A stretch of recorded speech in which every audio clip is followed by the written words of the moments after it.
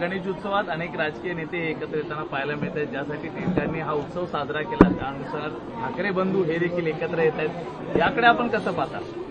बघा, सणासुदीला सगळे लोक आपापल्या आपतेष्टांच्या घरी, नातेवाईकांच्या घरी जे आहे ते जात असतात.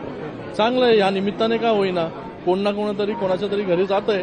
पण युतीची चर्चा ही देखील रंगताना पाहायला मिळते या एकूणच. आता बघा, कोण कोणाशी युती करेल त्याच्यावरती मी बोलू शकत नाही. कोण कोणाशी युती करणारं तुम्हाला त्याला विचारावं लागेल.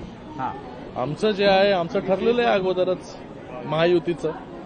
राहुल गांधीनंतर दोन्ही ठाकरे बंधूंनी मतचोरीच्या आरोपांवरनं एकूणच विरोधकांकडनं रांगवलं जातं. बघा, आता राहुल गांधींना बिहार इलेक्शन जे आहे हे हारणार आहे हे समोर दिसतंय.